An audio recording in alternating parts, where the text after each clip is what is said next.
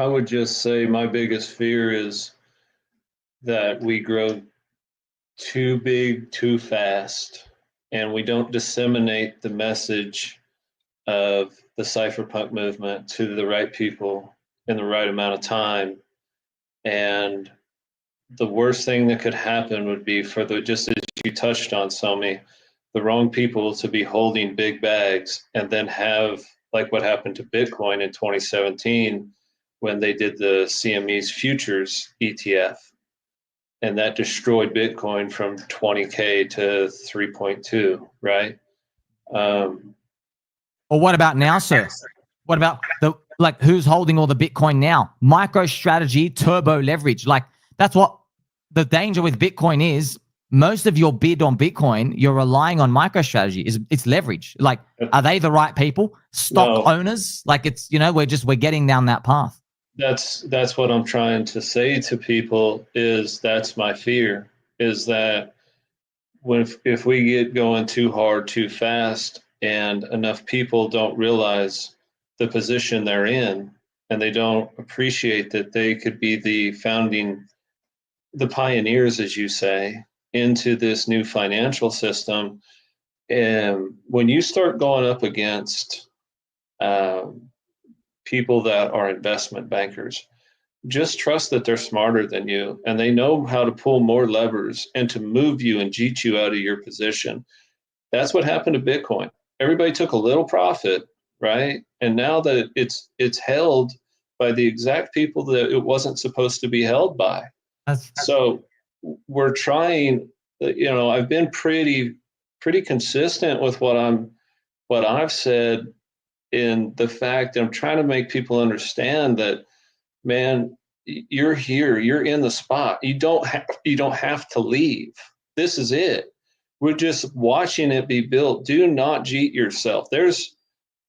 If you just continue to DCA now, all the way up, right?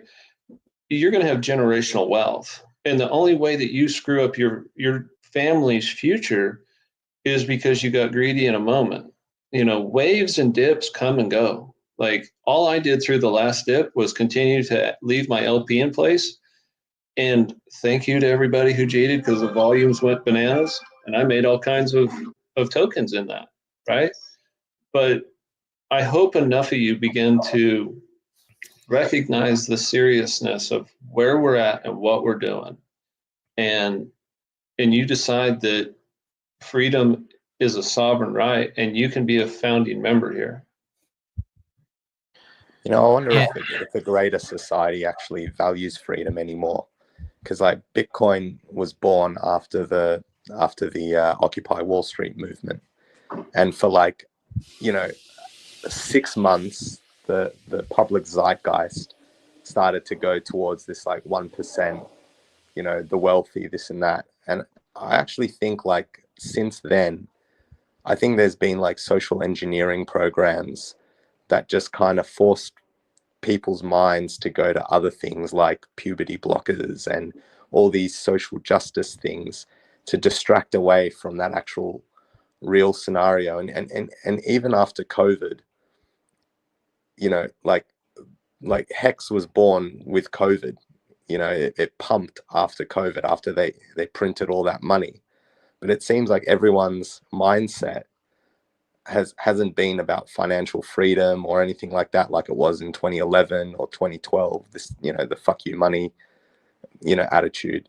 It's become more like, I'm waiting for my pump so I don't have to deal with this world anymore. And so I'm actually wondering how many people actually do hold that cypherpunk mentality that maybe was a bit more popular in 2010 and maybe it's been beaten out of the zeitgeist, over the last 10 to 12 years by the powers that be through different social engineering schemes.